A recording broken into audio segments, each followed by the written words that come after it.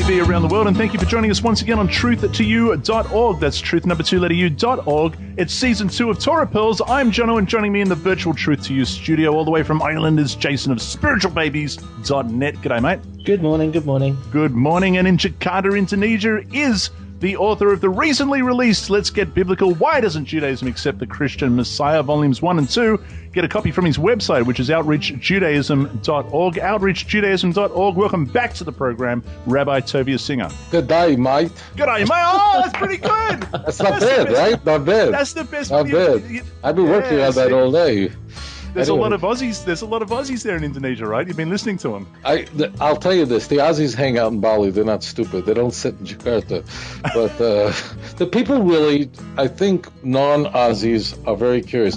When none of us are around, New Yorkers and Irishmen and Indos, do you guys really say that to each other, or are you just doing this as an advertisement to get people to come and spend a few dollars? That's how we talk. Oh, really? Okay. I just want to know. Some people, all right, good. You know, I mean, that's what we tell people, and we talk different. But as soon as we see a tourist, quick, okay, mate, how you going?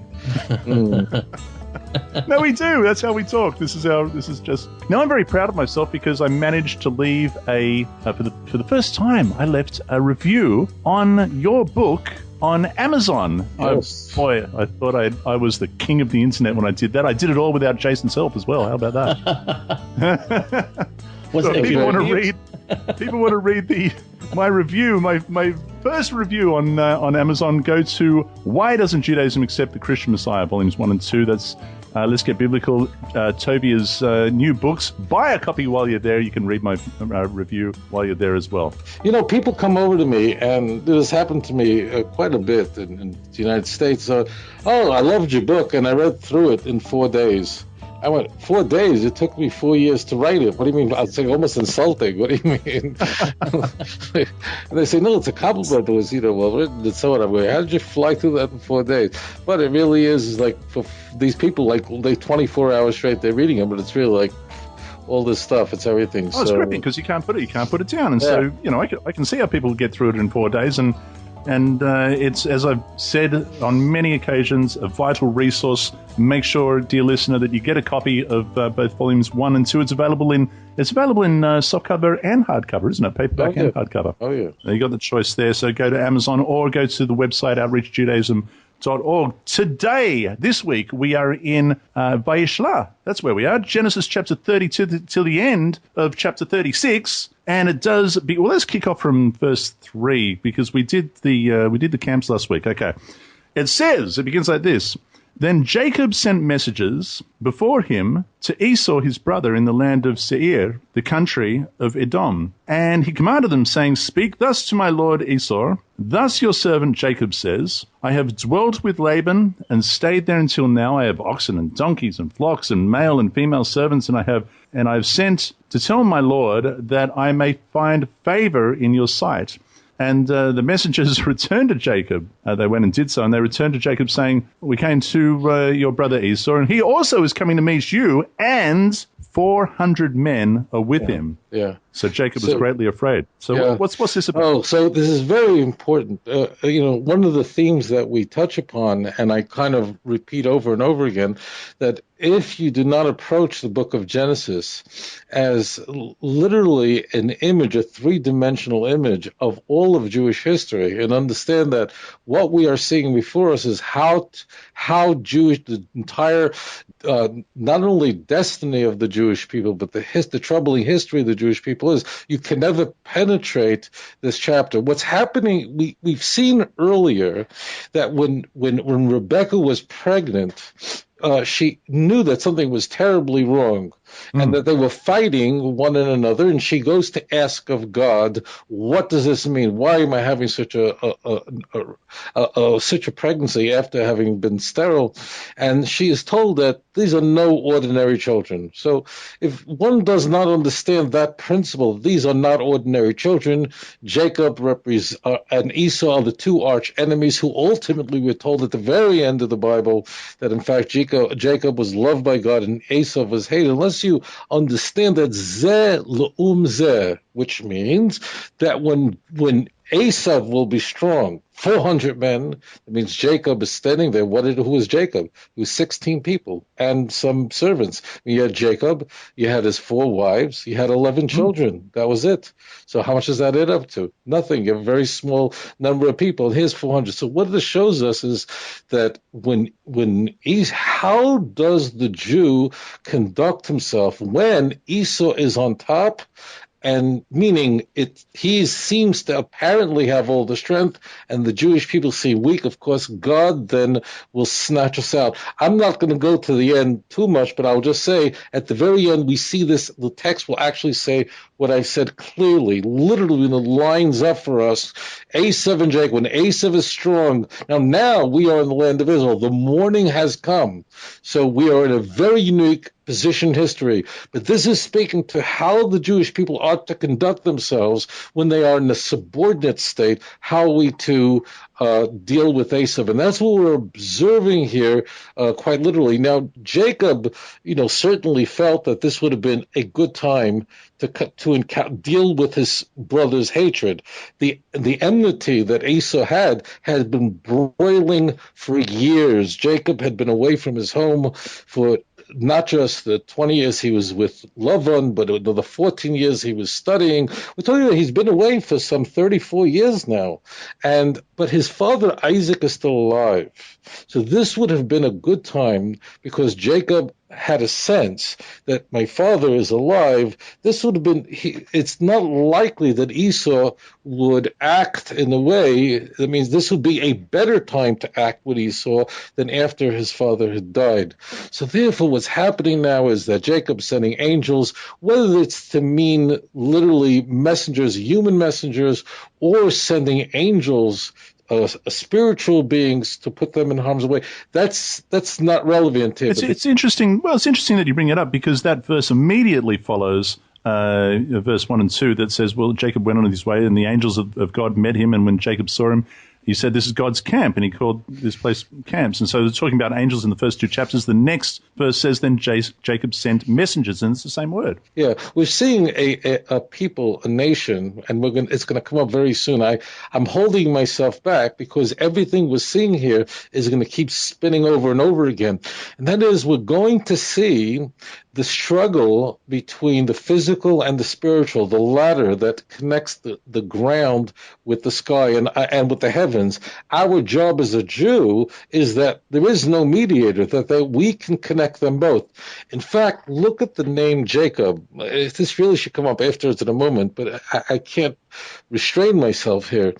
The name Yaakov, it's an odd name, Heel. The Bible tells us why, but I could have come up with, I think, better names than Heel. But if you notice, there's something interesting about Yaakov, and that's why Yaakov's name, it's going to come up in a moment, that although Yaakov is going to be given another name in a moment, we know that Yaakov's name continues to be used. Unlike Abraham, in fact, our sages tell us it's forbidden to call Abraham Abram. Never does the Bible ever use the word Abram rather than Abraham. Yaakov means the following. We see the Yud is God, and Akev, that's the last 3 letters, that's the heel. That means from the head to the toe. That means Jacob was basically this walking instrument that demonstrated what is it like to connect the Yud, the Ya, to the foot. And remember, it is the foot that Satan tries to seduce you. We're swing all the way back to Genesis 3:15, that the Satan will try to grab you at the heel, but you can master over him if you are the Yaakov, meaning you have God with you. And that's what we're seeing here constantly. I keep these themes in the forefront of your mind, because that's what's going to happen here continuously. The physical and the spiritual is going to unfold before our eyes right now. So Jacob was greatly afraid. Can I say that he was terrorized? He was greatly afraid and distressed, and he divided the people. So stop there. Even there, stop there. There's something, I apologize. I do it only because I want to send out I want to seduce the listener into studying Hebrew. Because if you look carefully at the Hebrew, you'll see that actually Jacob being frightened, first of all, why was he frightened? We're going to see that he's frightened because he didn't he didn't know if God would protect him. The question comes to mind is, God already told you that he's going to protect you. You have the promise. We read it. So look carefully. The text really should read this way. Vayira Yaakov Ma'od, which means Jacob became very frightened, like Yira, frightened. Then you'll notice Vayetzer Lo. It's a completely different construct, which means this is how the verse is to be read. The fact that Jacob was filled, trembling inside with fear, caused him a tremendous distress. Those are two very. Do not read these. That means there's no vestigial. One of the things I think our listeners are figuring out is there's nothing vestigial in the text.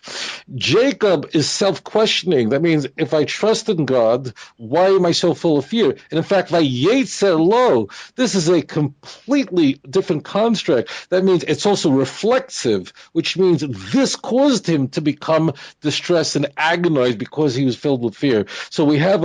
It's very important just how to read. So it's compounding. It's compounding. Is what you're saying. It's not another adjective of the same emotion. It's compounding upon. Let's read it together. Verse 8. Vayira Yaakov Ma'od. And Jacob, this is now, it's an objective statement, point to Jacob and saying he was full of fear, right? Now look what happens. Vayetzer Lo, that's reflexive. This caused him to become very distressed. That's how the text should read. Right. Very interesting. It compounded his fear. This is not sweet. I say this to the listener. Every letter. This is why there are 304,835 letters. Every letter here means something. I mean, we're going through this, and what our Jason's and John, my intention is, of course, we only want, our sages tell us that we always want our students to know more than us. We want you to be empowered so that you use this methods that we're using here so that you strengthen yourself. And so he divided the people. We're going to get to that in detail when we get to chapter 33, and we'll stop there. And he said, well, if Esau comes, so it's one company and attacks it, then the other company which is left will escape. And that's the way he thinks he's going to deal with it. And then Jacob said, he prays, he says, "Oh God of my father Abraham, my God, and of my father Isaac, the Lord who said to me, return to your country and to your family, and I will and I will deal well with you. I am not worthy of the least of all the mercies of all the truth which you have shown your servant, for I have crossed over this Jordan with my staff, and now I have become two companies. Deliver me, I pray, from the hand of my brother, from the hand of Esau, for I fear him, lest he come and attack me, and the mother with the children. For you said," and he's reminding God, he said, "You said, I will surely treat you well and make your descendants as the sand of the sea, which cannot be numbered for multitude." So he lodged there that same night. This is fantastic. Oh, there is built into this another fear. What was he afraid of? Why does he say that maybe I'm not worthy? And this is the way holy people are. It's something we have said again and again, and that is holy people always feel they're not worthy. And people who strive for leadership, who are running for leadership, these are not the kinds of people. There is something in this text, and that is the text. There's a metadata, and the metadata is Jacob really had been away for a very long time. That means imagine the agony of his parents who hadn't seen him in so many years. And of course, we know that this will come around to Jacob, where he too will lose Joseph, meaning he won't see him for many years. In fact, we talked about it was the same number of years he spent with Laban that he missed out on Joseph. So you said so, yeah. Right. So therefore, Jacob is built into this text that he's been away from his parents. That means he's been away from home for a long time, and he feels that perhaps that being away so long would be something that would go against his merits. It's what he was looking at. This is what he was wondering. These are all compounding his fears of Esau. Now let it be known, Jason, that he sets about to placate his brother, to find favor in his eyes. What's the first thing he does? Sends him goats. Actually, yeah, that's one. That'll make me happy. It's one part of a plan of three, isn't it? He starts off with his prayer, and he says, "Well, I've prayed now, and what else can I do?" So then he starts sending this long. Imagine what that must have looked like. This procession of dots on the desert that, as they got closer, were these huge packets of livestock. But he goes the big guns first. He goes the goats. If you're thinking of Christmas presents, this coming Christmas, goats. Can't go wrong. Animal of first choice from Jacob. And not to mention just the goats. He's got 200. Look at this. 200 female goats and 20 male goats, 200 ewes and 20 rams, 30 milk camels is what I've got in the New King James. Please, Tovia, just quickly tell me he's not drinking camel's milk. These are camels that are milking, right? Right, that's correct. Because they've got colts. Yeah. Okay, thank goodness for that. Let's move on. 40 cows and 10 bulls. 20 the word is menikos, which means these are nursing camels. Nursing camels. I wish they had put that in this translation. Would have been much better. And so he's sending a whole menagerie to Esau. So now he's sending each gift with some distance between it. And he says to his servants, pass over before me and put some distance between successive droves. And he commanded the first one, saying, when Esau, my brother, comes to meet you, and he asks you, saying, to whom do you belong? Where are you going? Whose are these in front of you? Then you shall say, these are your servant Jacob's. It is a present sent to my lord Esau. And behold, he is coming behind us. He's on his way.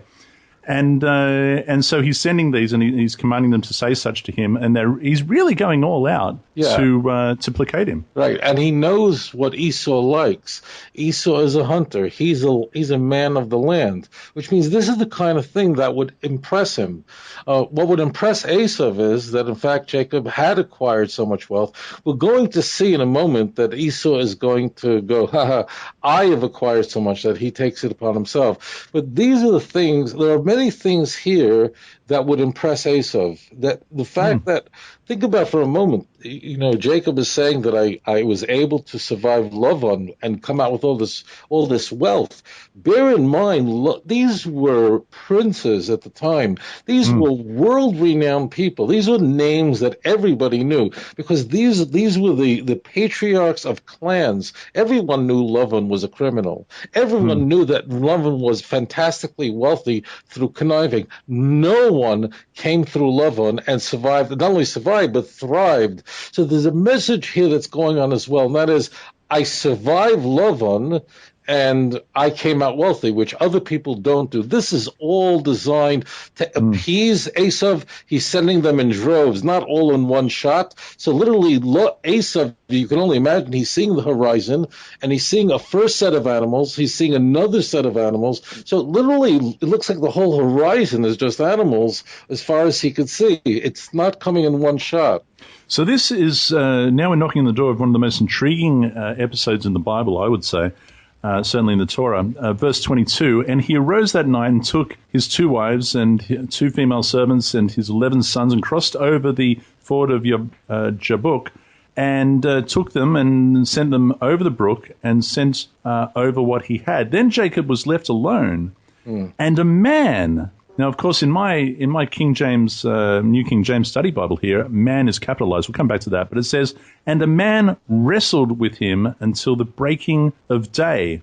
Now, when he saw that he did not prevail against him, he touched the socket of his hip, and the socket of Jacob's hip was out of joint as he wrestled with him.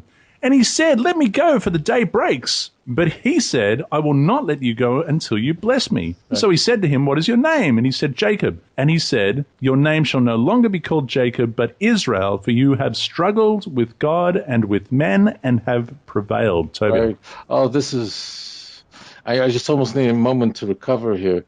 So first, what comes into view is one of the most enigmatic passages, certainly encounters in all of the Torah, and that is that Jacob crosses over a brook by himself, on his own. That means he's left alone for a moment, and is that moment, all the Bible tells us is that this was a man. Doesn't tell us.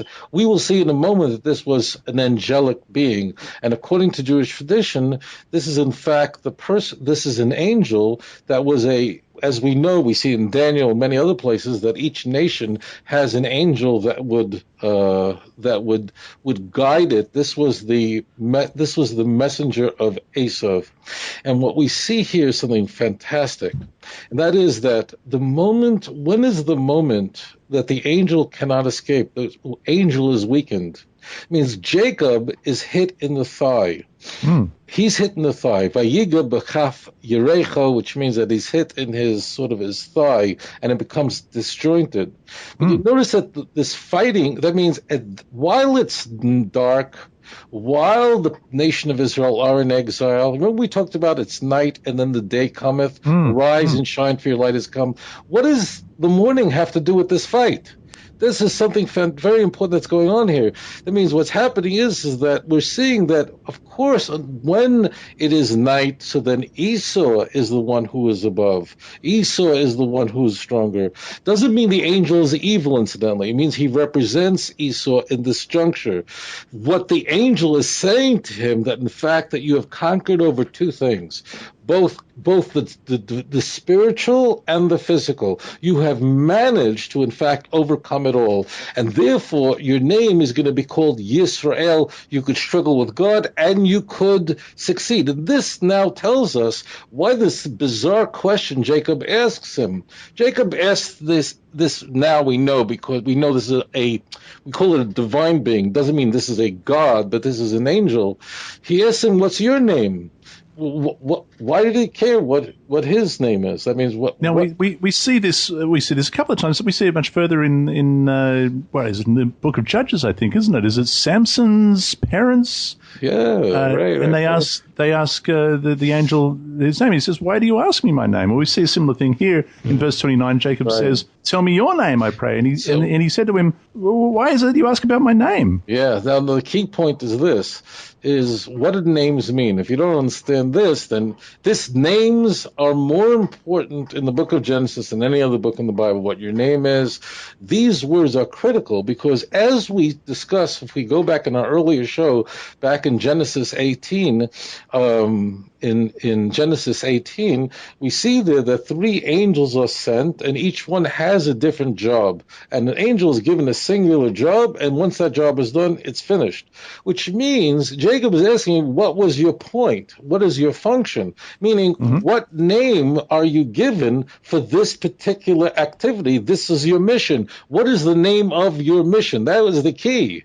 And he said, divulge this to me. That means he's not asking, is your name John? Is your name Christopher? Is your name Stacy or Christina? That's not what's going on. How will I talk to you? I want to write you an email. What's happening is, what he's asking him a question here is, what is your purpose? What is your purpose? Now that's different. That's different to what's happening in Judges, right? Because Manoah says to the messenger of the Lord, what is your name, that when your words come to pass, that we may honor you? Is that the same or different? Right. That means the name tells us how a person is supposed to be honored, how a person is supposed to be. That's why, incidentally, we see here that Jacob's name, by the way, another name is coming up in a second, which again is going to be incredibly important in one letter.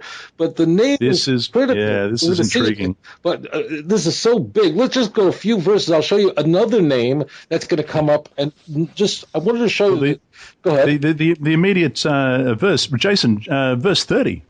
Right, yes. So what struck me, and you're right, when I think that when Samson's parents in that conversation, they're looking to add, they're looking to kind of perhaps not worship, but to register that person in their thanksgiving.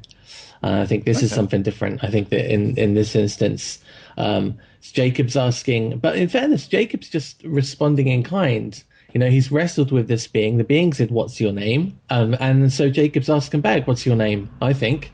However, what's interesting, I've got 2 translations in front of me. Both of them are what I'd call Jewish translations. They're both for the Jewish market. One of them says, "You must not ask my name," so he took leave of him there. The other one says, "Why do you ask my name?" And he blessed him there. That's what I've got in the New King James. Right. Why do you ask my name? And he blessed him there. The key is that, notice the angel doesn't respond in kind. There's something missing here, and that is, what's the angel's name? Now everything comes together in a harmony. The angel's job was to struggle with, the Esau's angel was there to struggle with Jacob. Ultimately, his mission had concluded, and he said, "Let me go. The morning is here." That means I am done. My mission is done. That means job done, which means if the name is what your message, what you are doing here, like Abraham is the father of nations, that means if the name of the angel in fact conveys his essence, we can now know that given that the morning is coming, which means the time of Esau's strength is now gone, depleted, evaporated. So therefore, there is no name anymore. My message is finished. Knowledge of my name essentially is of absolutely no use to you because I, an angel, have no power outside of God, and therefore, since this mission is done, therefore there is no name for you. It's your name that this is all about. Let me go because you've in fact encountered God face to face. You have on both levels, both where the ladder starts at the ground and in the heavens, you have defeated both. Yaakov, that's the name.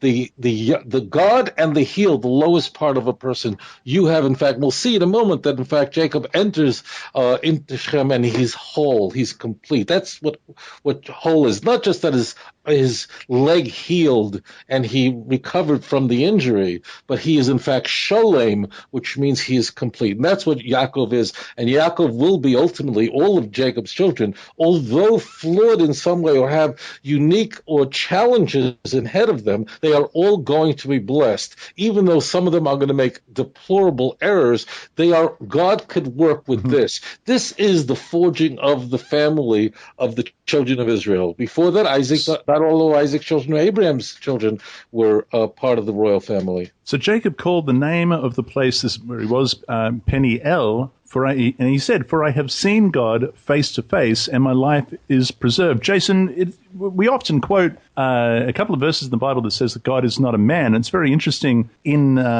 verse 24, it says that Jacob was left alone, and a man wrestled with him. Now Jacob's saying in verse 30, "For I have seen God face to face." Is he saying here that God manifested himself as a man? Have you ever had an argument like that presented to you? Yeah, well, that is one of the biggest bullets in the messianic gun, I think, when people will say, well, God clearly can manifest himself as a man if he wants to. I've got a different interpretation of that. I think that although there was some wrestling going on. Okay, so as an example, you're in a burning house, all the doors are locked, the windows are on fire, you can't get out, you don't really remember what happens, but somehow you find yourself outside and you're alive.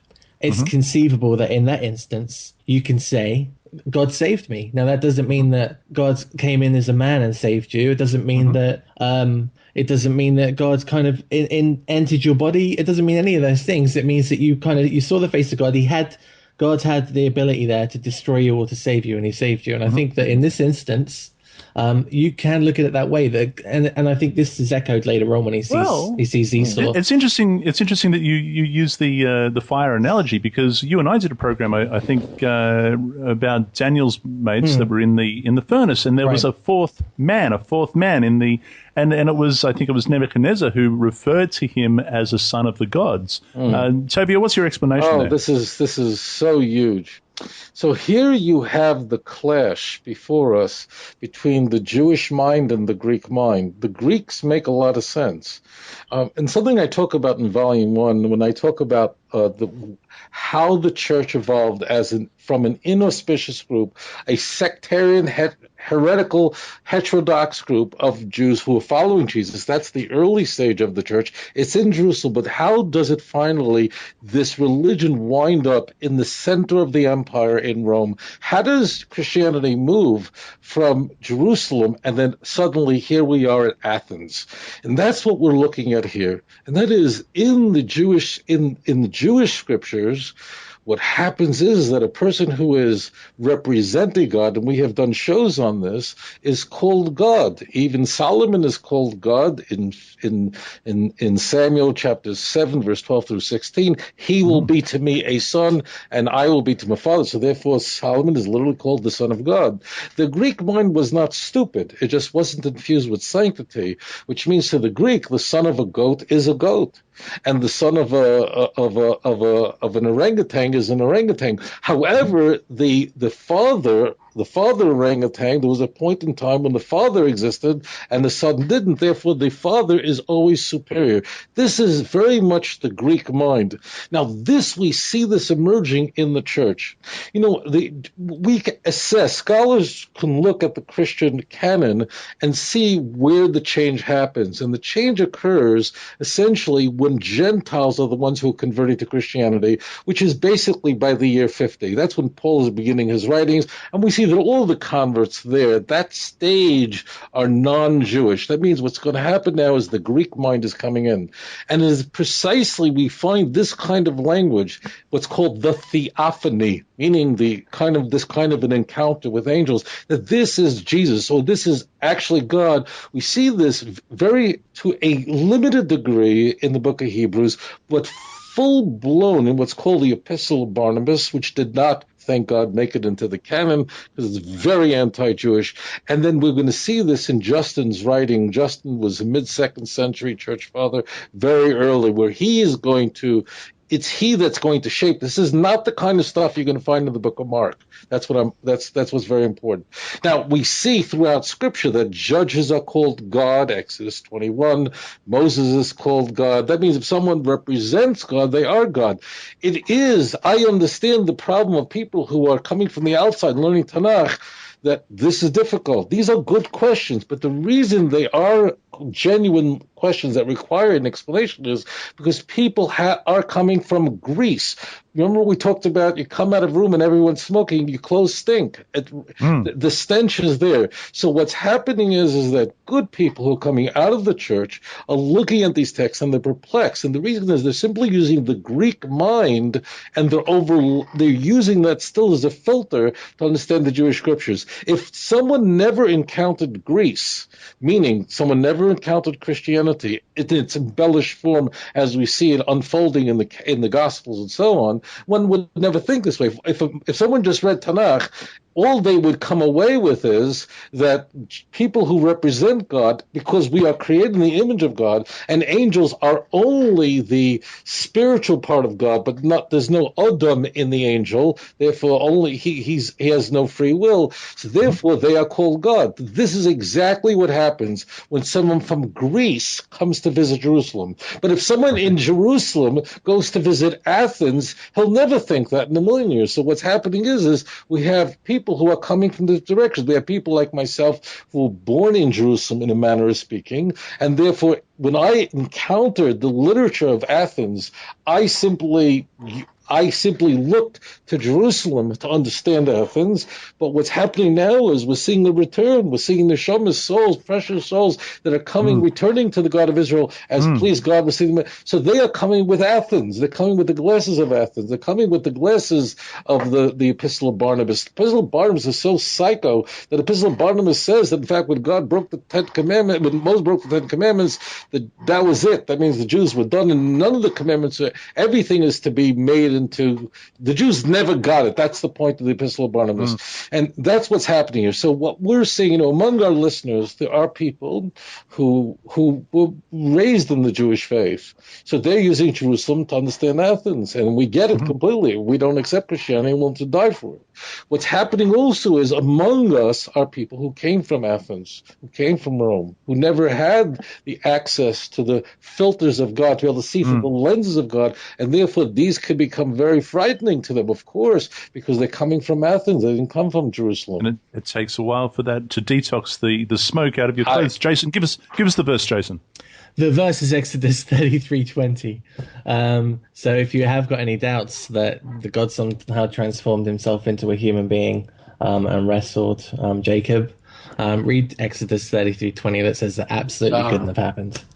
Right. What does it say? Go on, what does it say? It says you cannot look upon the face of God and live. That's what it says. There it is. Right. Yeah. All right, so... And he will actually call an altar God. I mean, so an altar is not God. Jerusalem is not God in Jeremiah 33. This is, and I envy you, the listener, because I don't have your opportunity. I don't have your opportunity that you do to turn to God in a unique way that I that I don't have because I was never in Athens. But this is what happens. It does mean that I say to you, my brothers and sisters, say, oh, Hashem, would it be that you should wash me?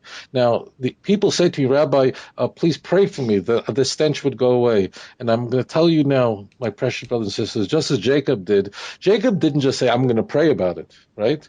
That's what's very key here. Jacob is actually doing something. Even though he had promises, he could have sat and opened up a beach chair and laid back and just let God take care of it. No, you have to get your hands in it. There's the heel in it over here. So it's very important if you can say, oh, pray for me. No, plunge, wash yourself with Scripture. The deeper you are in Scripture, and particularly the Hebrew text, that's what will clean you. That's what will wash you. That's what will make you home. Torah Hashem Tamima. The Torah of Hashem is perfect. Meshivas Nofesh, which means that is the thing that restores the soul. Those are not my words. That's the word. Those are the words of the prophets. So therefore, now, speaking of the Hebrew language, before we get into chapter 33, very, very quickly, Peniel, face. Can you give us the connection? Oh, very important, very critical, because here we have the name again, and the slight adjustment here is very interesting, as you pointed out very well, and that is that if you notice, you see here the first text that's used, that it says that he says, let's just take a look for yourself. For every listener, we're looking at chapter 32, verse 31. Vayikra Yaakov, and Jacob called, past tense, Shem Hamokom, the name of this place, Peniel. Now, Peniel, because there's a chirik, there's a one dot under the nun, which means that God revealed ki ra'isi. Actually, I don't have to even know it. It tells us why he called it Peniel. It means that God's face was shown to me. Ki ra'isi Elohim ponim el ponim. Okay? And therefore, God showed himself, he encountered the divine face to face, and that's where he was blessed. Now, what's happening is how do we begin this program? I said to you that you have to see this as Maisa Ofo similar button, which means the events of our forefathers are sending a message that this is how you too should behave. So therefore, we see the change in the language. Vayizrach loy hashemesh, and what happened? The sun rose up. That means now, right? The sun rose up. What? Kasha over as Peniel. Peniel means he says he came to Peniel. Peniel means, and you should recognize too, meaning to all the descendants who will encounter this passage, that in fact that this is the place of God. So it's Peniel, it's for me and for you. And that's why you could see, by the way, you don't even need a vowel there. You could see the Yud is a Vav over here, and therefore you have a completely different, it means he's talking to me, and now this is for all generations to come. Brilliant. There it is. Chapter 33. Now Jacob lifted his eyes and looked, and there Esau was coming, and with him the 400 men. And so he divided the children among Leah, Rachel, and the two maidservants. And he put the maids. Now here's the rank. If you weren't too sure where you were in the family and camp of Jacob, you're about to find out. He put the two maidservants and their children in front, Leah and her children behind, and Rachel and Joseph last. Now, Tovia, something occurred to me today that I had never considered before, and that is the possibility that this very occurrence right here that we're reading about in the beginning of chapter 33 may have started maybe some ill will between the sons of Jacob, and that we're going to read about later when it comes to their attitude towards Joseph. Is that a possibility? Well, that would be the natural reading. Let me, for the listener, I want to just give you the first approach to this.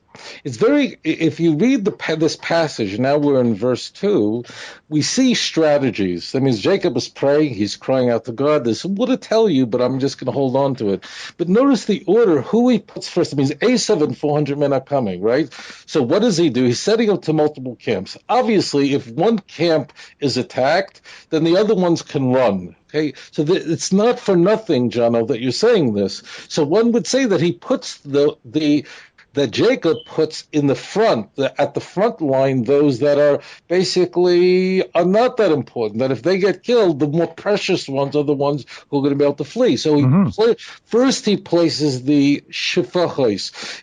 Bilhah and Zilpah are always called maidservants, but their children not called the children of maidservants. If you notice, the children have complete equality, but the Bilhah and Zilpah are maidservants.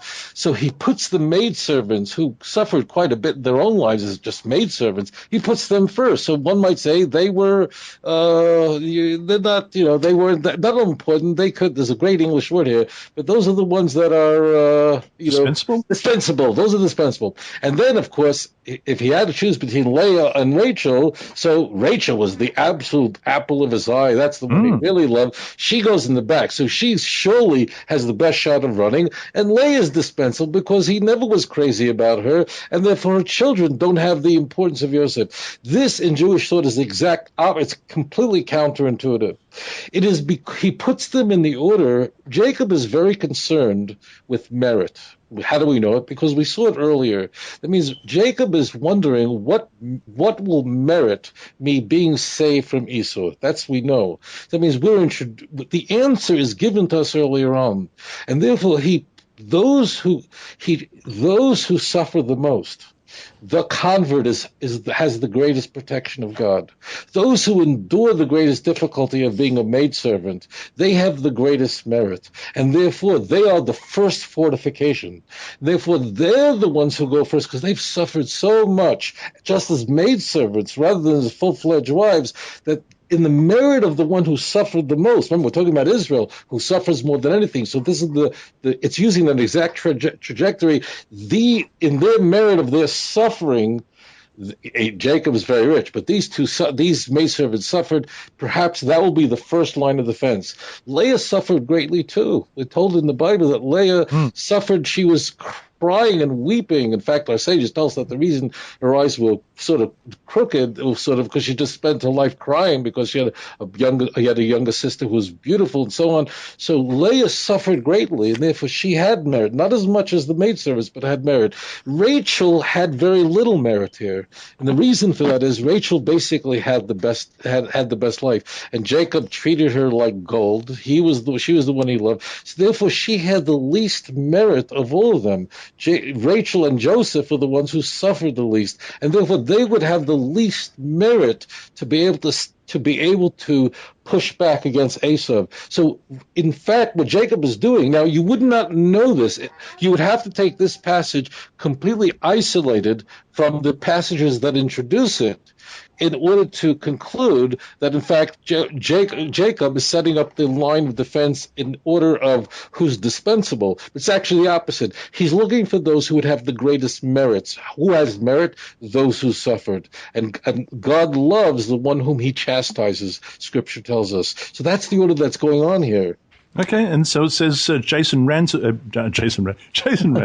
get in the Bible? Get out of my Bible. Okay, Esau ran to meet him and embraced him and fell on his neck and kissed him, and they wept. And so I don't know what the 400 men just sort of. Well, we're not needed. Well, and you should know, if you look at a Torah scroll, you'll notice something very odd here, and that is above kiss. Yeah, above kiss. That means there's always a question about the word kiss. The big question about the kisses, was it really sincere or was it not sincere? That means, did he really mean it? And according to Jewish tradition, this was a very genuine kiss. That means that, and we can see it because it was followed by crying, a great weeping, which of course would be an indication. Notice also that this is coming to a full circle. Listener, I want you to listen very carefully.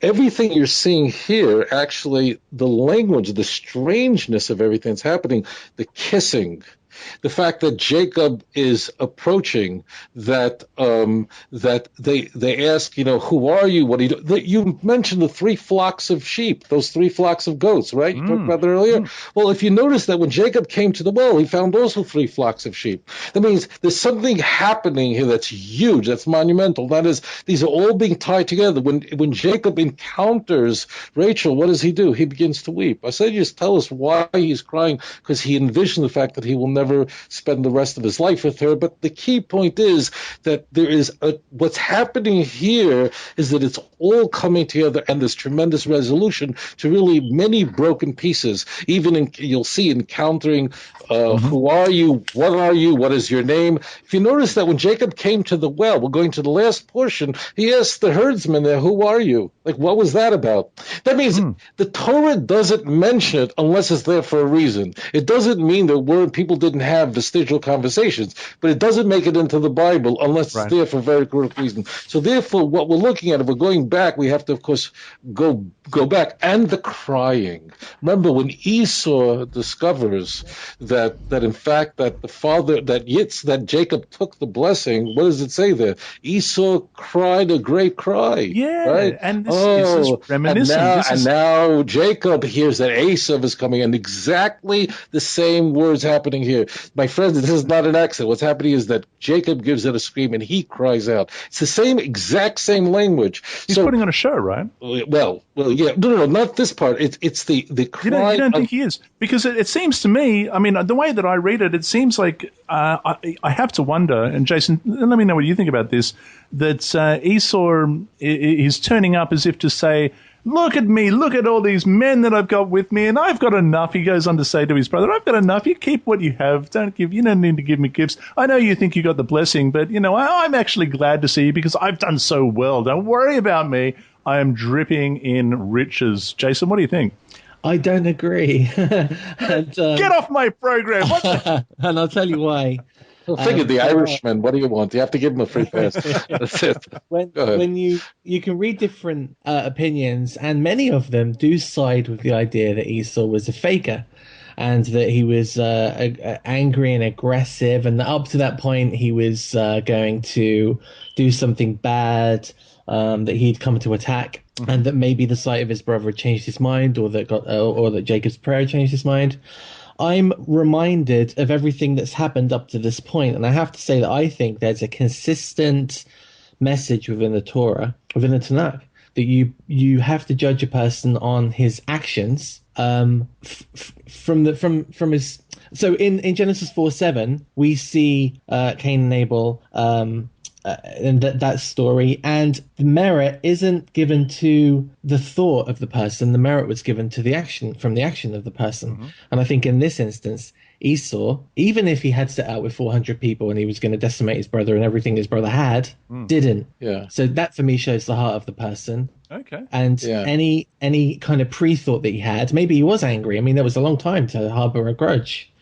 But that went away, and I think there was genuine brotherly love at that point. Yeah. Well, our sages echo this using these words, and that is that any person can fake a kiss, right? A person can go up to another person and kiss him. I mean, any person can do that. But, they say that actors, one of the most difficult things to do when you have cameras and lights on you and everything is how do you fake crying? That's a very, very difficult thing to achieve in theater. It's extremely difficult. In fact, actors will describe what they do, what devices do they use to actually begin to weep. We've seen this on the silver screen. So the Torah is using two words here, Vayishlach, and the Torah, we have those dots. Every Torah in the world has those dots on top of it, including the Dead Sea Scrolls. The key is that the Torah is saying that this is a real kiss. How do we know it?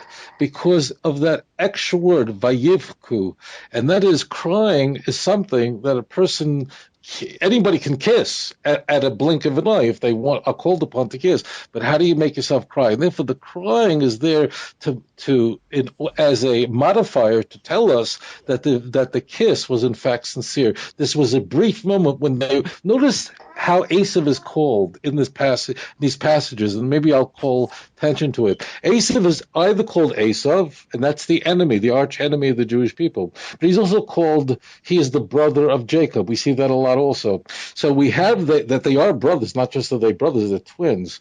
So what happens at this brief juncture in this critical juncture of history is that there was a kiss, and there was the crying can't be faked. A kiss can be faked. Fair enough. And so they talk, and he says, "What do you mean by all these things that you've given me? You'd keep it, like I was saying." And Jacob saying, "No, you have it. It's for you. Be blessed." And he said, he urged him, and so he took it. And Esau said, "Let us take our journey. Come on, let us go. Let's go. I'll go, and you come along." Jacob said to him, "Look, you go. The children are weak, and the flocks, they've been going for so long, and they're nursing. And if I push them another day, some of them will die. You go on ahead, and I'll lead on at a pace." Now, Jacob is not being completely sincere here. It's not that he's lying. They are weak, and the children are very young. At this stage, Reuben, I'm just going to do the calculation. I think Reuben is 14 years old here. I mean, so we're talking about young children, but it's very important. Jacob is saying, "I'm not going to this place right now." I mean, he understands that this is a punctuated moment, but he can't trust his brother. If there is a brief, a punctuated juncture in history where they kissed and cried, do not depend on those tears. The tears will recede, and therefore Jacob is saying, I'd like to go to Mount Seir, but everyone is so ill. But does that mean really that Jacob is lying here? There is because Jacob is a person who is of truth. In all that's going on, Jacob is a person who's whole. We'll see that in a moment. That he's whole. He's ish tam, and very important is that this is going to come out at the end of history. The shortest book in the Bibles is the book of Vajra Sefer. The book of Obadiah, and the whole book of Obadiah, all 21 passages in this extraordinary text, is about the destruction of Edom and Esau. That's all it's about. And you'll see that there is going to be a return to Mount Seir. That's how it ends. Of Olu Moshiim V'Hartziim Lishpait is Har Esau, that the saviors. Interesting, it's plural because we have what's called Mashiach ben David and Mashiach ben Yosef. But anyway, the saviors will go up, and Esau will be judged. This Har Esau, and the kingdom will belong to God. So what's happening is Jacob knows that now it's night, but when the light ultimately comes, just as with the angel, the Jewish people will conquer over it. So it will be. Remember, that's the text. Seir is going to come up in the book of Obadiah. This brings us back to the hitting in the thigh. Notice that Jacob got hit in the thigh, but he overcame it physically, spiritually, overcame everything. But notice that we have a new mitzvah that's introduced, and that is that for this reason, the Torah is telling us, no one is ever allowed to eat from the part of the animal that's actually two nerves that one is not permitted to eat from, both the sciatic nerve, which is on the inside of the legs, the perennial nerve, which is on the outside, can never do it in the future. Why? Because why is there suddenly the commandment shoved in here, which is one of the 630 commandments? It's forbidden to eat this. The reason is that this all applies to each and every Jew that will follow, that this is going to affect you. You're going to have to endure what Jacob did, just as you're going to have to endure the test that Abraham endured, in that you're going to have to risk your life in sacrificing a lamb. So everything is coming up. This is not just a history book, my friends. This is instruction for life, and the book of Genesis in particular is all a signpost for the future. We have to really step it up. We're going to step on the gas very soon. Jason, what's going through your mind? It's just one other thing that was playing with my mind there. Esau had 400 men, and he must have seen Jacob. He would have had outriders. He must have seen Jacob separate his family. And so I wonder whether that had some indication on, maybe, he totally thinks I'm going to wipe him out. And maybe that instigated some guilt with him. But moreover, maybe that didn't. Maybe that didn't seem odd to him because Jacob had already sent a whole package of gifts in separate portions. And when we see Jacob introducing his family, when Esau says, "Who are these people with you?" they come in packages too. So it was just a thought that was running through my head there, that maybe that didn't seem odd to Esau because he'd just got all those animals in different packages, and maybe he thought maybe that's just how Jacob rolls. Maybe he separates up everybody. Maybe. And I can imagine that right at that point, after they've hugged, they've kissed, they've wept, and all of that, Jacob must be emotionally spent. And the last thing he wants to do now is to spend more time with his brother and spending more emotional energy, I think he's absolutely done. And he says to his brother, so, you go on and I'll lead at a slow pace. In any case, Esau says, no, let me leave some of the people who are with me. He says, there's no need. Look, just you go, everything's good. And it says Jacob journeyed to Succoth. He built himself a house there and made booths for his livestock. Therefore, the name of the place is called Succoth. This is really the first time in history that anyone is going to take care of animals in the way that Jacob did, to build a special house for animals. And, of course, the question is, we'll just look at the text for a moment. Jacob builds a house, a bayis, a permanent dwelling, and then for his animals, he actually builds a dwelling for them as well. But that dwelling is a sukkah, meaning it's not a permanent dwelling. And it's interesting, he could have called the place bayis, or he could have called the place Succoth. He chose the name for the dwelling place of the animals rather than as the place that he lived. What a distinction between Esau and Jacob that's coming into light here. There are many. The juxtaposition is astounding. Esau is showing off, says, I don't need your flocks. I didn't need any of your presents. Why? Because I have so much, he says. This is very bellicose, if you look at the text.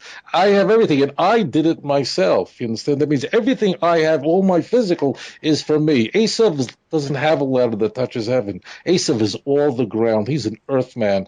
So therefore, look at the contrast. Jacob understands very well that everything that he has is directly from God. Everything he has is a miracle. In fact, we saw earlier that it really was quite miraculous. And Jacob never lets go of that for a moment. He recognizes that. And therefore, it is the earth things, meaning your possession. Jono, I don't know how many goats you have, but whatever animals you have, and every time I'll just say this: you have animals, you have a farm, and I imagine every time your goats have babies and your animals have babies, your cash register goes, meaning that adds to your. Yeah, of course. The herd becomes more valuable. Of course, they have babies and so on, and the nursing babies. Oh, that's why the nursing is. That means it's healthy. An animal that's sick can't nurse properly. I'm not a big person, but you know that when you have a camel and the baby's laying there and it cannot nurse from the mother, the baby's finished. That means these are very, very healthy animals. But Jacob is saying, understand that the nature of the Jewish people, the physical success the nation of Israel will have is from God, and therefore the temporary dwelling is it's not only that we see that Jacob has the first person to commit an act of kindness towards animals by building a separate house for them. That's, of course, the primary message, but the overlay is he names it after them because, in fact, it is the sukkah, which, of course, is that dwelling that will protect the nation of Israel for 40 years in the wilderness as they traversed a wilderness. And it is therefore in Zechariah 14 that it is those of the nations of the world who trust in the God of Israel, those of the non-Jews who come to Israel and say, take us with you, they, together with the Jewish people, they will celebrate the Festival of Tabernacles. So that's what's happening here. So Jacob came safely to the city of Shechem, which is in the land of Canaan, and he came to Padan Aram, and he pitched his tent before the city, and he bought the parcel of land which he had pitched his tent from the children of Hamor, Shechem's father, for 100 pieces of money. Now, that's silver, I think. And then he erected an altar there and called it, what did he call it? He called it El Eloah Yisrael. Is that correct? Right, that's right. The name of the altar is the God of Israel. So if there's a guy out there in Bali where I dive every couple of weeks, right? And by the way, there is a difference. I'll take a second with your permission. Hinduism is practiced in India. Obviously, Hindu is the majority religion. In Bali, it's practiced as well. But just there is a difference, and that is in Bali, it's high-octane idolatry. That means there is a distinction. In Bali, every home has an altar. You literally are walking with idolatry filth everywhere. You can't even make a blessing in front of it. It's really a problem in Bali. So what we're seeing here is this is really super idolatry that's happening here. So therefore, imagine instead of Christians pointing to a man and saying he's called God, imagine a Buddhist who lives near the USS Liberty in North Bali saying to my Bible, oh, you see that altars are God, so we can worship altars, we can worship stone. A stone is God. And in fact, the Hindus believe that there are certain manifestations of stones that are deities. So therefore, should a Hindu be able to use this passage? We're talking about verse 20 from chapter 33. It's the last passage. Yes, of course not. And when a Christian does this, he's sinking to the level of the Hindu who's in Bali. That's all. That's what's happening here. The exact same thing. So we're going to worship. That means he thought this mizbeach, this altar, is God created the universe. Let's continue. We are rapidly running out of time, but we've got to deal with we're now in chapter 34. And running out of time? Well, you're running out of electricity? So it's not a file. What does that mean? Are you running out of thing? What does that mean? I'm speaking on behalf of all the listeners. Forget this running out of time. Let's go. Go ahead. Meanwhile, back at the farm. I'll do a collection. Now, Dina, okay? Go ahead. Yeah. Dinah, the daughter of Leah, whom she bore to Jacob, went... okay, so what happens? Let me put this in a nutshell. Shechem, the son of Hamor, the Hivites, prince of the country, he saw her, he took her, he lay with her. He saw her, he took her, he lay with her, and violated her. Yeah. But it's so bizarre, Tovia, because what we have here is Shechem, it says his soul was strongly attracted to her. It says he loved her, and he spoke kindly to her. Now, how do we put those two verses together? Now, before you start, wait a minute, because I want to put a bit more detail to this. Yes. Shechem made you in charge. I'm kidding. Go ahead. Shechem said to his father, "Oh, I need her as wife. I am so in love with her." And so Hamor went to speak to Jacob, but things are done in the wrong order. You know, Shechem has already taken Dinah. Shechem has already violated her, and it seems that Shechem still has. He still has her. When it says he has taken her, it seems he still has her. And this is the problem. It says that Jacob's sons, they were grieved, that he should treat his daughter in such a way, and they come up with a solution. We'll talk about that in a minute, Tovia. There's one word here that gives it away, and that is, notice I'm going to bring you back to verse 2, and we have the Torah tells us, in fact, what's going on here. If you notice, Vayar Esau Shechem saw ben Hamor. Now, it says here, Hachivi. I'm sure, I'm not looking at an English Bible, but I'm sure it says the Hivite or the something like that, right? The Hivite, yeah. It's not correct. What does that mean? He's not a Hivite. As it turns out, the man was an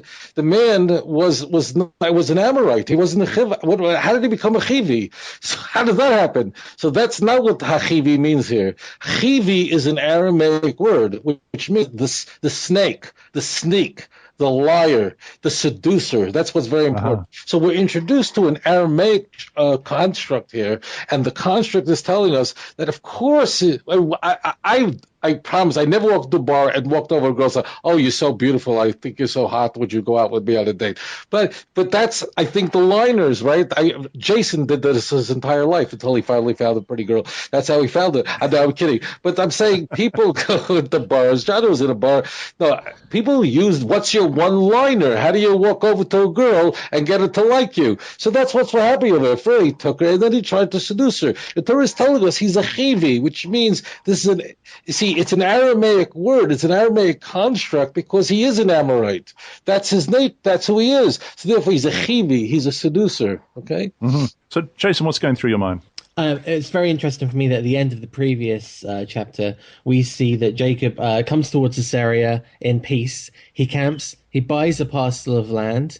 He does everything properly. Doesn't invade. Doesn't take anyone's land.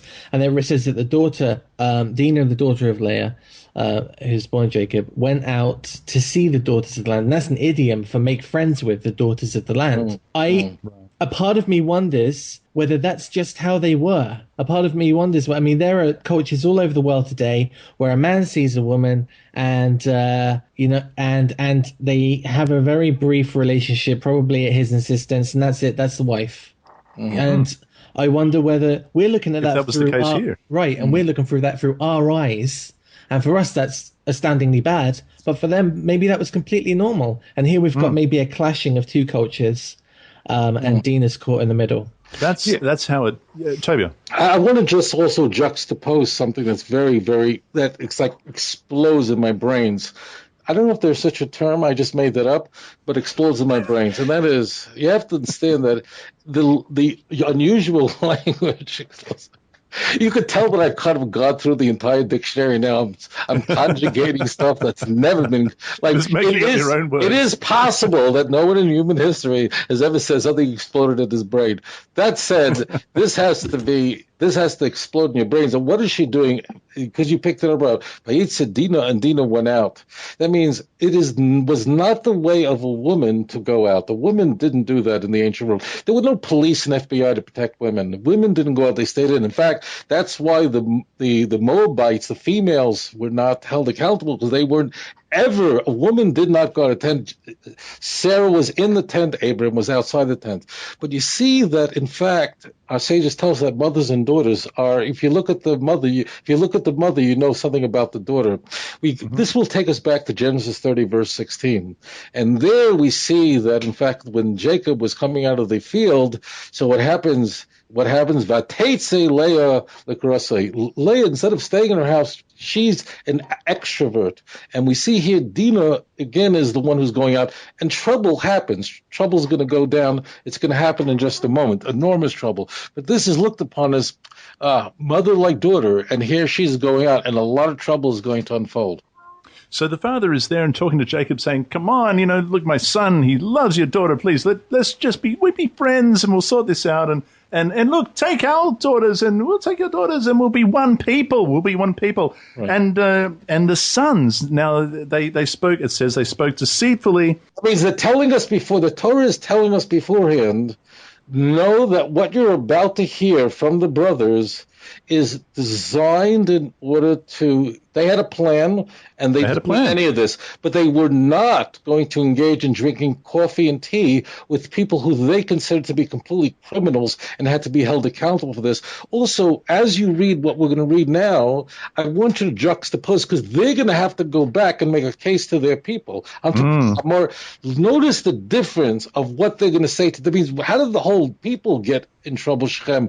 Means, why did Simeon and Levi consider the entire population responsible for this? Yeah, it's difficult, isn't it? This is Ahmad Abbas, speaks out of two sides of his mouth. Peace, peace, peace, and then he's going jihad, and the other one, go kill Jews. So that's what's happening here. Go ahead. And we do see that in verse 23. We're going to get there in just a second. And it says that the sons of Jacob answered Shechem and Hamor his father and spoke deceitfully because they had defiled Dinah their sister. And they said to them, we cannot do this thing. We can't give her to you, our sister, to one who is uncircumcised. That would be a reproach to us. But on this condition, we will consent to you if you become as we are. Every male of you should be circumcised.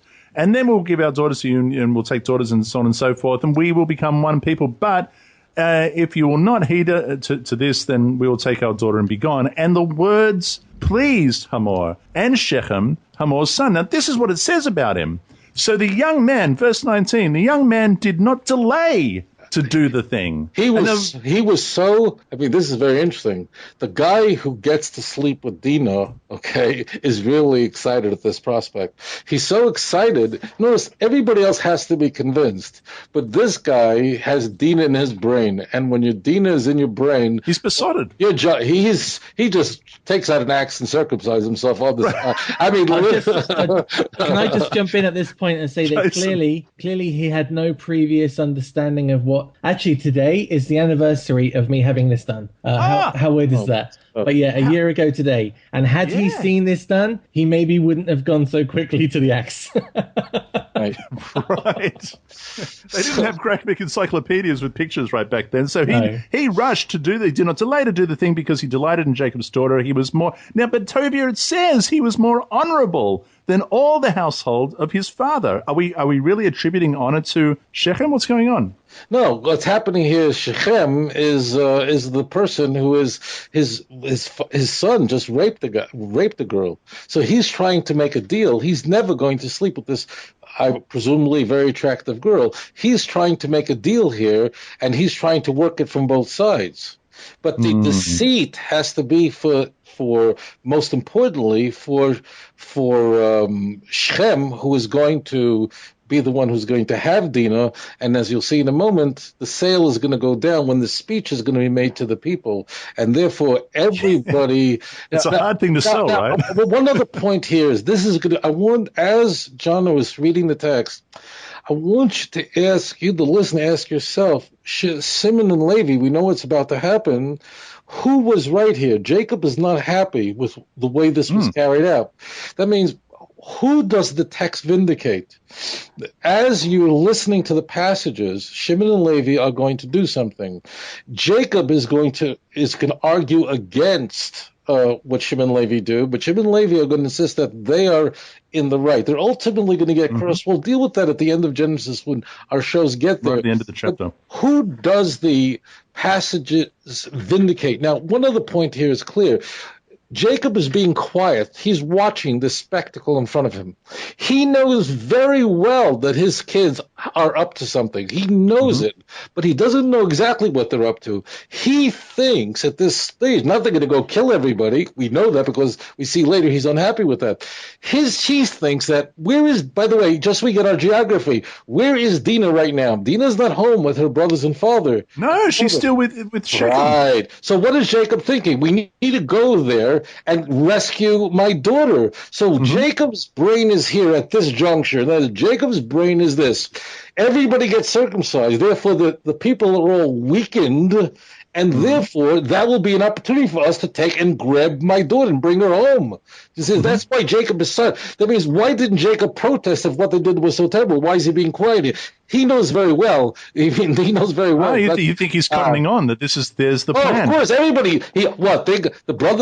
The sister was raped by this, and we're going to become one family, and we're going to take. This would have been a violation of violations. Think about all the father and grandfather was so careful who their children married. You think they're going to go let them take a rapist to go take a wife? That's never happening. The key is what's going on in Jacob's brain is their circumcision will render them weak enough so that the family can then rescue the daughter. That's what's going on in Jacob's mind. Jacob, of course, what happens afterwards, we're going to see that in a moment, but doesn't say where everyone's brain is and also the geographic location of everybody and why this is very good.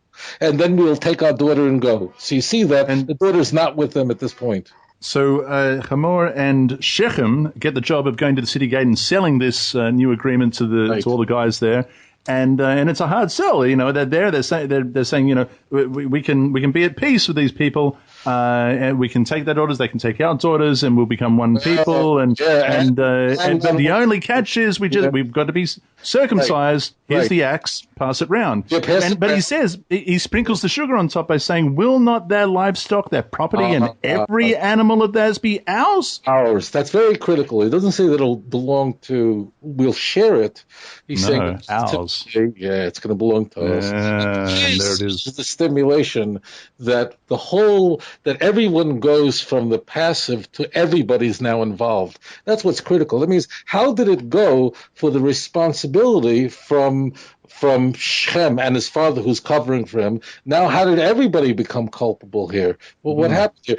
There is, the 7 Noahide laws that are going on here, and that is that there is the last of the 7 Noahide laws is that every nation has to set up courts and has to proceed with judgment to institute the first 6 laws. It means what's happening is these people are completely corrupt. Are they corrupt? They want to take the women of Jacob. They want the property. If you just do this, we get it all. This guy is loaded. We're getting the whole thing. So see what's happening here, and this is going to play out. Go ahead. So they're all partners in crime. So But they did it. They felt that was the sacrifice was worth making in order to obtain all this wealth. And it came to pass on the third day, when they were in pain, that two of the sons of Jacob, Simeon and Levi, Dinah's brothers, each took his sword and came boldly into the city and killed all the males. And they killed Hamor and Shechem, his son, with the edge of the sword, took Dinah from Shechem's house where she was, and went out. The sons of Jacob came upon the slain and plundered the city because their sister had been defiled. They took the sheep,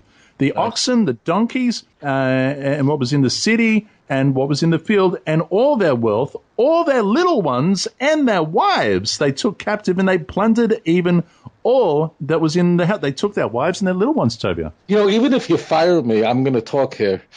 I don't care. If I'll go fight, so I won't make a living. What am I going to do? I want to take you to the 67 war. April, May, and very early June, the Arabs were setting up to destroy Israel. Levi Eshkol was the prime minister. And in fact, the state of Israel followed this precisely what happened. What occurred then was that in the very last weeks, and I'm not going to go through too much time, but what's very important is that the Arabs are now ready to destroy Israel.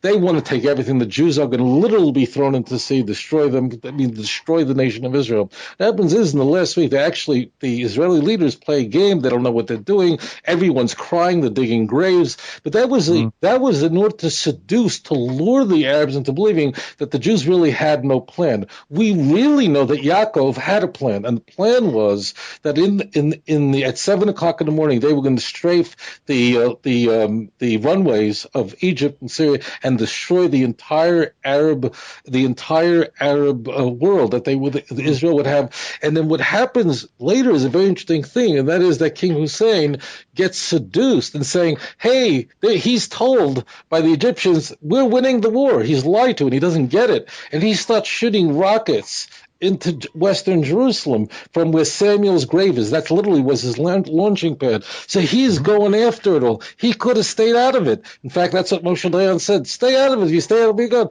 But what happens is he goes after it. Well, he should have just stayed out of it. He ultimately stays out of a war later, Yom Kippur, which he should have gotten involved. It would have been the end of everything. And ultimately, instead of it was Vinhapachu, it was the opposite that happened. King Hussein's desire was to participate in the war, to take more, to destroy the Jewish people. What are you firing into to Western Jerusalem? And of course, the result was that, in fact, the state of Israel now will become quadrupled in size because of the war. So we actually see the events actually unfold precisely as they're described over here. Jason, what's going through your mind, my friend? I just want to point out that in this instance, the Torah explicitly tells us something that maybe we would normally walk over, and that Jacob, Shimon, and Levi are Dinah's actual brothers by the same mother. So maybe they took it slightly more personally. Of course. Than the rest of the brothers. Didn't occur to me, and you're absolutely right. Thank you for bringing that to light. Right. But then, okay, so they did this, and Jacob said to Simeon and Levi, you have troubled me by making me obnoxious among the inhabitants of the land, among the Canaanites and the Perizzites. I was going to say parasites. And since I am few in number, they will gather themselves together against me and kill me. I shall be destroyed, my household and I. But they said, should he treat our sister like a harlot? What do we have here? What do you see? Jason, Jono, I'm taking over the show. I'm kidding. But what do we see here? They don't answer. Jacob is not arguing with the fact whether justice was done here. That means what we have here is a disagreement over what is the issue. Are we pragmatically, Jacob is saying, this is a problem that you've created. He doesn't say that, but what happens over here is their response is no, the justice overarches everything. They cannot treat our sister like a harlot. Mm-hmm. So you notice that back and forth, that Jacob is saying one thing, the sons do not respond to the objection of Jacob. They're saying that the ideal is more important than any practical element. We're going to see later on, we're going to be reaching back to this, not now, time won't permit it, that in fact, Shimon and Levi, this is going to play out this is going to play out. Everything's going to play out, but we'll continue from here. But notice this back and forth. One is saying pragmatic, the other is saying no. It's the principle that matters here. Chapter 35, and there's something here that I picked up for the first time. And then God said to Jacob, "Arise and go to Bethel and dwell there and make an altar there to God who appeared to you when you fled from the face of Esau your brother." And Jacob said to his household and to all who were with him, "Put away your foreign gods that are with you, purify yourselves, and change your garments." I always found that curious. Why do they have foreign gods? But then, of course, we just saw that Levi and Simeon brought back the women and the little ones. Is it fair to think this is where the foreign gods came from? Yeah, that means that what happened was that they had with them all these things that they brought with them, and they said we have to completely clean ourselves entirely. Mm-hmm. We have to be whole. We can't. There's no compromise here possible. And so he collected all the foreign gods which were in their hands and their earrings. Why their earrings? Did it have some sort of significance we don't know about? Well, the point is that this is going to come up later on in the book of Joshua. People say, well, this kind of has value to it. Maybe we can... I'll keep this piece of gold, because no, you got to cleanse yourself of this. People ask me the question, I have this thing, I have a keychain that had a cross on it, it had a crucifix on it. Should I melt it down and then make it into something else? Should I, in Jewish law, just so you know, that when it comes to idolatry, it's forbidden to have any benefit from it at all.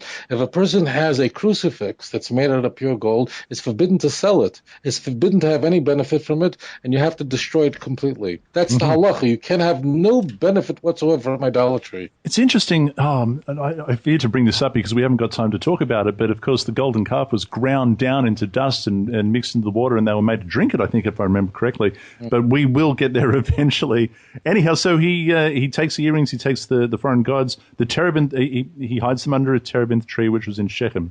They journeyed. And the terror of God was upon the cities. Now, why? Because they probably heard about what Levi and Simeon did. And so there's the question, was it wrong that they did? Because the effect that the effect that Jacob was fearing hasn't happened. In fact, they are fearing the company. Is this Shimon? That's what I was pointing to. If you look at every stage, the text is taking a side here, and the text is telling us that in fact the assessment of Jacob and Levi was in fact the correct assessment. That ultimately it was the justice that was correct. It's not that it's not good and evil. It's just the approach. The approach is we do not in any way. We see this in Israel today. Should we compromise our principles? Bibi gets up. Yeah, we'll make land for peace. Why? It really belongs to us. Omret used to make this. I wanted to vomit all over. The land, all of it belongs to us, Seppi Livni says. But for the purpose of peace, we have to compromise. No, there's no compromise. That's what's happening over here. No, you can't. It will turn out better. The compromises of Oslo, that's what brought about the deaths, not the strength. Now, speaking of the deaths, it does get a little bit sad here. Now, Devorah, Rebecca's nurse, died, and she was buried below Bethel under the terebinth tree, so the name of it was called Alon Bachut. Bachut, is that correct? Yes, it's called Bachus, right, which is plural, which really means the tree between the weeping. But time doesn't permit to go into that. We'll go ahead. Yeah. Yep, God appeared to Jacob again, and he came from Padan Aram and blessed him. God said to him, your name... Now, again, this is interesting because he was dealing with a messenger of God way back when we were the man that he was wrestling with. But here, God said to him, your name is Jacob. Your name shall not be called Jacob anymore, but Yisrael shall be your name. So he called his name Yisrael. And God said, now, is this just reiterating, Tovia? Is this just... Well, remember, a messenger, as we have a rule, everywhere in Tachlis can only do one thing. And the messenger's role was ultimately to engage Jacob. Jacob wins this. But remember, Jacob's name will be continued to be used, as well as Yisrael. Yisrael is struggling with God. Yaakov means heel, but really it's the person who's from the heel, from the ground, is in touch with God. So look at the Hebrew. Vayomer lo Elokim shibcha Yaakov. So the first thing the text says is a lasnach, the semicolon. He says, God says your name is Jacob. But now, lo yikar shimcha oid Yaakov im Ki im Yisrael yihye shemecha, which means along with Jacob, Ki im Yisrael yihye shemecha, also the name Israel shall be your name. Vayikra Shema Yisrael, and God called him Israel. So therefore, and that's why throughout the Bible we see in the famous servant songs, Israel and Jacob all together. We see that intertwined together because each of them does convey a very different message. And so God said to him, I am God Almighty, be fruitful and multiply. A nation and a company of nations shall proceed from you, and kings shall come from your body, and the land which I gave to Abraham, Isaac, and Isaac I give to you and your descendants after you, I give you this land. Then God went up from him in the place where he talked with him. So Jacob set up a pillar in that place, and where he talked with him, a pillar of stone, and he poured a drink offering on it, and he poured oil on it, and Jacob called the place, the name of that place where God spoke, Bethel. Now, we've already done that, haven't we? Yeah, that means that what's happening is that every time he's encountering God, he's setting up a monument to it, and now what Jacob is doing there in each place, it's very critical, as we saw with the name Peniel. What he's doing in every place is he's setting up monuments so that for future generations you'll be able to look back upon these places. Our itinerary in the land of Israel in November, in a year from now, is so extensive and bring your Bibles with you. That's all I'm telling you. I mean, bring your scripture with you. We're going to see as much as we can, but we're going to be all over these places because Obama is not in charge of our itinerary, as it turns out. We did not, Jono and Jason did not ask the European Union, no, we didn't. What do you think our itinerary should be, as you'll see.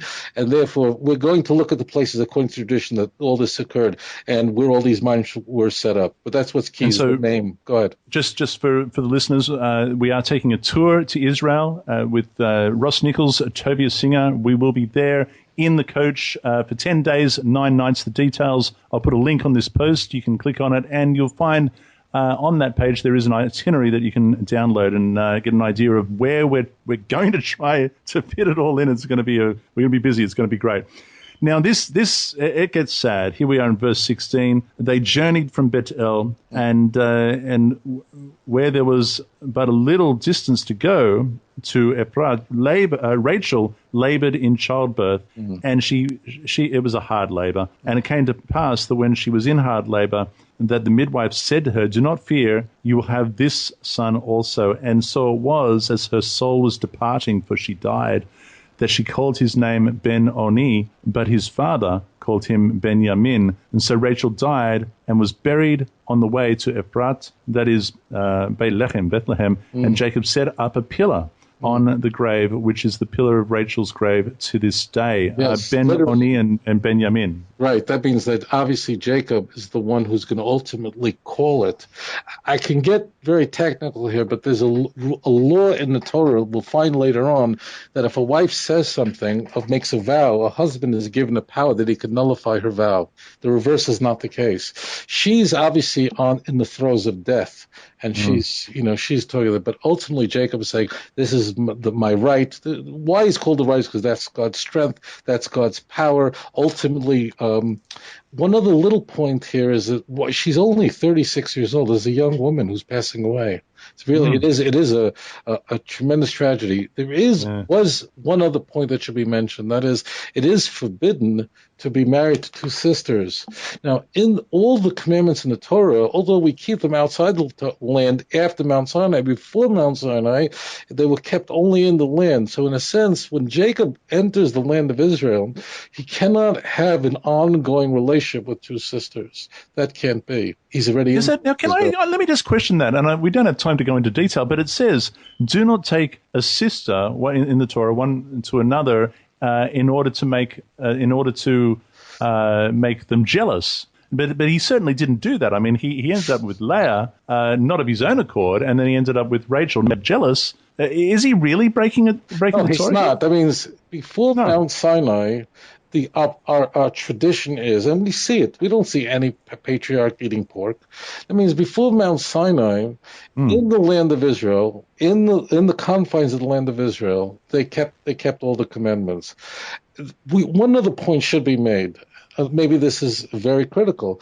That is, when the Torah gives us a reason, we are never permitted to say that if the reason doesn't exist, we can then obfuscate what the Torah says.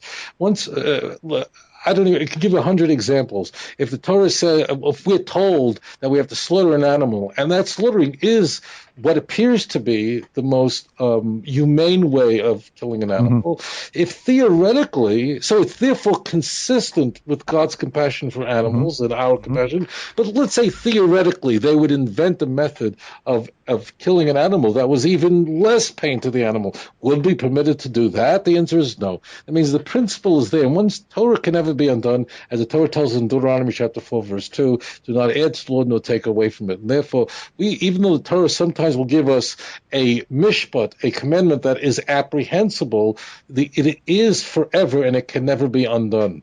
So nevertheless, there is Benjamin, not son of my sorrow, but son of my right, as you pointed out.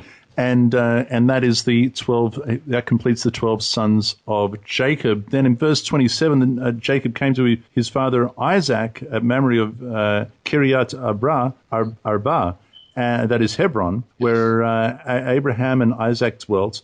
Now, the days of Isaac were 180 years. I hope Obama is listening to this. Go ahead. Yeah. Oh, well, we're going to, believe me, we're going to try and get to Hebron. So Isaac breathed his last and died and was gathered to his people, being old and full of days. And this is reminiscent of Ishmael and Isaac burying Abraham. His sons Esau and Jacob buried him. Yeah. Yeah, there are traditions here, but I don't want to go into them right now. But we don't have time. But we don't have time for it. But there's a whole Jewish tradition here. But something very shocking is going to happen in a moment. That's why I'm going to restrain myself. And please God, next year, if Mashiach hasn't come, on the next show we'll go into it. So let's go on, because there's something big that's going to happen here. It's important that there's some exposition. I'm going to let you highlight in a nutshell this chapter, Tovia, because the last chapter of this Torah portion deals with the family of Esau. What would you like to highlight? I want to highlight what is a very plain, natural reading of an unimaginable sin. That means Rachel dies, and then what we have in verse 22, Vayhi b'shchein Yisrael ba'aretz vayelech Reuven, and Reuven went, Vayishkav es Bilha Pilegesh Aviv, and that is that Reuven slept with his... Oh yeah, I almost totally jumped over that. I mean, there's just a couple of little verses that said Reuben lay with Bilhah, his father's concubine, and Israel heard about it. Now, this is the first place that Jacob is called Israel. Is that fair enough? That it refers to him as such. Right.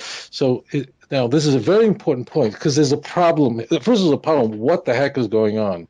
This is so monumental that I think that we would get expelled from the planet if we didn't touch on this. Right. So just understand, a natural reading would say that they had sexual intercourse. That is absolutely not the case, and we could see this in two ways. Number one, we see something terrible happens here. Horrible. And in fact, Jacob finds out how the verse ends, Vayishma Yisrael. But you notice it just ends, and then it moves on that these are the 12 tribes, which means that Reuven is not dismissed from the clan. According to Jewish tradition, but we'll see it bear down the text, it is a euphemism that occurred here, and that is Reuven did not have sexual intercourse with the maidservant of Leah. That's not what happened here. But he rather was playing with the beds, the sleeping arrangement. He was actually defiling the actual bed. We're talking bed, B-E-D. And that is, he was moving, here was Rachel had passed away, and what he's doing is what would happen logically is that Jacob would want to now be with the maidservant of Rachel. He's now lost his wife, so it's something to remember. Instead, what Reuven wants is he's playing with the beds, and he's literally moving Jacob's bed into his own mother's tent. That's what's happening here. So it's a manipulation of the beds, but this is considered completely immodest and something so horrible that it is for this terrible lack of judgment. That's what's critical here. The lack of judgment that occurs here is one that Reuven will lose the firstborn status, because it demonstrates that he does not have the requisite leadership qualities to lead the tribes. It will be given to another.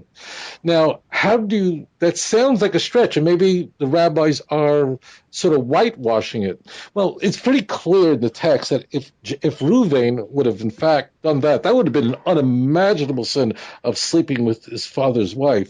We can actually see this exact language, but we have to fly across the Bible to the other side of the Bible. And if we go to the genealogies and we go to First Chronicles, I believe it's chapter 5 and verse 1, you'll see there that the Ezra, in fact, makes it clear that it is the bed, very important that it is the bed that's happening here, that Reuven was doing something that was considered immoral, but it's important for the reader who logically would read this text and see this text as something unimaginable, that he slept with his father's wife, concubine. No. What's happening is he was moving beds around, which was considered, a child does not play with their parents' bedroom. You don't do that.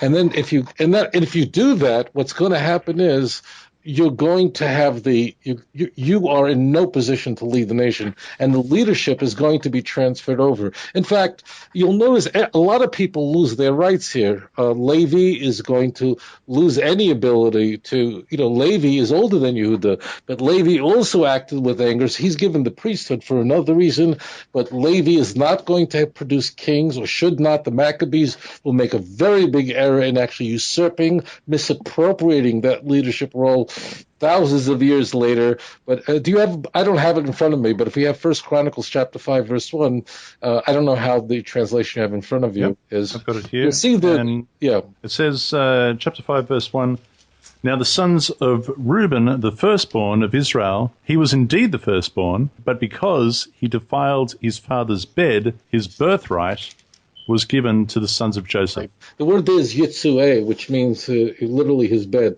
which means Ezra, who is, according to Jewish tradition, the author of the book of Chronicles, is letting us know that it was the bed that was defiled. It isn't Vayishlach that he actually slept with her. The text is saying this was the text, so we have two text passages, and one is supplying information to the other. So one is saying this was an act of immorality. This wasn't just moving furniture or furniture that doesn't belong to you, that this was an immoral act. A child does not belong in a parent's bedroom and deciding whose parent is going to sleep with or when they sleep together. This is considered. The point was, the key of the passage you see in 5:1 is, it's not that Reuben loses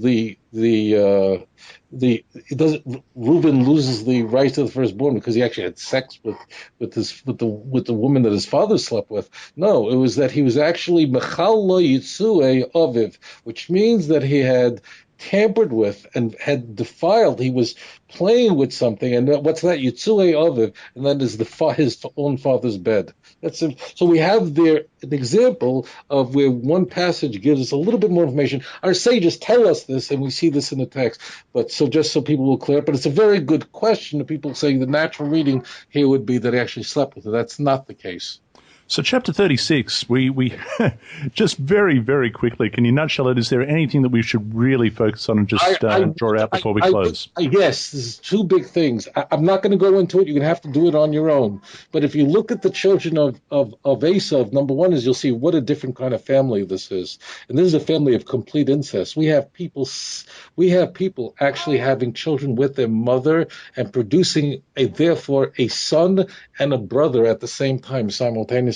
That's contained in this. Yeah, this is what's happened. This is what Esau is going to produce. Can't go into it right now. Maybe we'll do this another time. But the key is what I think is important is when we get to the passage which finally tells us at the very end that, look, what's going to happen is that the ultimately that the last kings will be from Esau until before the king of the Jewish people. Here we have the first allusion that there will be a king among the Jews. It's an interesting thing. Samuel is going all over the place and very uncomfortable with the idea of what the nation is asking for. We want a king over us after the trauma of the Civil War that's over Benjamin. Very interesting.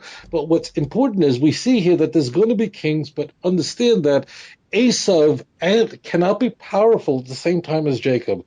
Those two can't happen simultaneously. It's either one is on top, and if Esau is on top, then we have to engage the enemy by, number one, giving him gifts, number one, praying to God, number two, and setting up some method of combating the enemy. And this will be the approach of the Jewish people, that trifold approach that Jacob will do. But know this, both can't be in charge at the same time.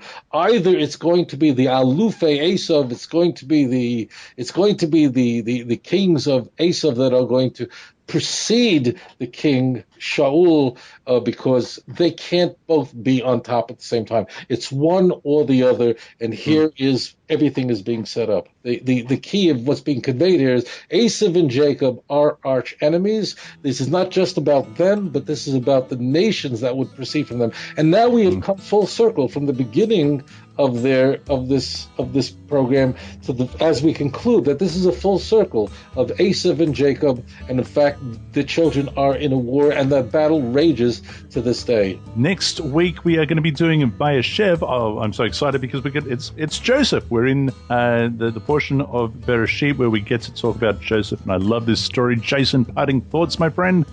I look at verse 36 as God's test to anyone that thinks they're very good at making family trees.